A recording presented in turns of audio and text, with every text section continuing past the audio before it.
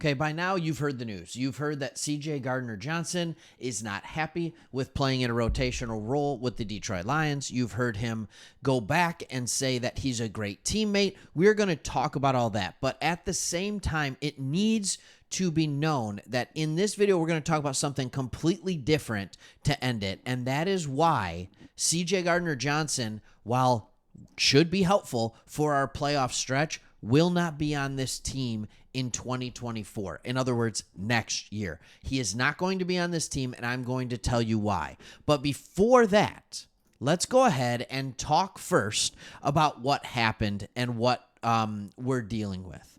All right?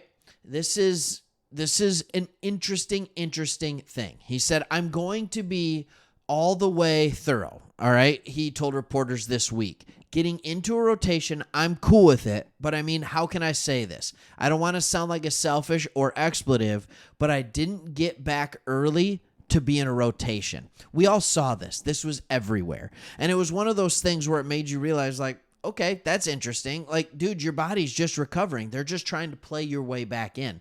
This is something that this organization has done with almost every player coming off a major injury. They take it slow. All right? That's what they said. Gardner Johnson went on to say, but I'm doing what I need to do as a team player to get my body going, per se. I've been ready for almost months. I think that means almost a month. I guess this is when it matters. All right? Now, Dan Campbell said he would accept any decision, that CJ would accept any decision the team made regarding his play, and he indicated that the 26-year-old did not have to like it, but respects a player's strong desire to want to play as much as possible. So, I'm going to get into the numbers. I'm going to get into the salary cap. I'm going to get into a bunch of stuff, and I'm going to get into what him and Iffy both do, and him and Brian Branch both do. All right, but before I do that, I think that this is a very clear shot by Dan Campbell saying, hey, you're a pro. Either you're going to accept this or you're not going to be on this team next year. How he handles this situation is what determines next year. And we also have to decide, do we want to spend the money on a guy where we have two other guys that can play the position very effectively, or do we want to spend it on a different position, like maybe outside corner or maybe on edge rusher? Like, those are the kind of things that are there. So this article goes on to talk about Kirby Joseph and Iffy on the back end and how well they've been playing. And some interpreted the vet's comments as indicating he would become an issue in the locker room. He said not that. And here's the thing. Okay, I'll just let you know what he said. He said, I've been playing well my whole life. So if I lost my job to other people playing well, then hey, they did their job. I mean, I'm comfortable saying I lost my job due to injury. I didn't lose my job because I had coverage bust, Gardner Johnson said. I lost my job due to injury, so respect the guys in front of me, but the vet is back. Here's the thing about CJ Garner Johnson. What we love about him is what also causes problems in the locker room. What we love about him is why the Eagles had no real desire to bring him back. What we love about him is also why he got a 1-year, $8 million contract from the Lions. That is it. He went on to go on Twitter and say, I'm a great teammate too. Stop trying to spread false news. Look, CJ, I get it. You're passionate, and that's what makes you a great teammate. But when you come out and you say stuff like this, when you come out and say that you didn't come back to play in a rotation, that's not false news, man. That's what you said. Like, you are the one who went out and said, I don't want to be part of a rotation, and the coaching staff is putting me in a rotation. Like, you said it, not us. Like, there's nobody spreading false news. I mean, I'm sure there's some reporters that are out there that are taking it one step too far and saying that CJ Garner Johnson's a bad teammate and all that kind of stuff. That's not true, all right? But you did say this. You put the spotlight on you. So I went in and I wanted to do a little comparison of CJ Garner Johnson to Ifeatu Melifonwu. So Melifonwu has played a total of 238 coverage snaps this year, which is like 6 games worth, right? It's like 6 games worth. And he's got 2 picks, 22 tackles, He's gotten 16 targets and he's only allowed 9 receptions. He has an overall PFF grade of 82.8 with a coverage grade of 77.4.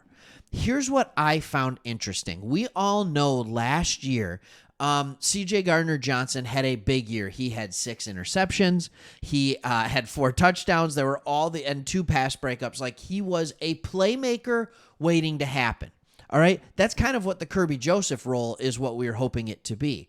But when you look at his grade via PFF, and I'm not saying PFF is the end-all, be-all, but if you go beyond just that, his coverage grade was a 64. His tackling grade was a 52. His run defense was a 57, and his defense overall was a 63.9. So it only went up because of that. So when he says no busted coverages, I'm not seeing that to be true. He had a horrible busting coverage in week 1 against the Chiefs. He didn't play a lot of snaps for us, but the Chiefs touchdown, one of the Chiefs touchdowns was because of CJ Garner Johnson. And players are going to make mistakes all the time. I get it. Like, it's not a big deal, but he can't sit here and say things that aren't necessarily true. So here's what I want to do.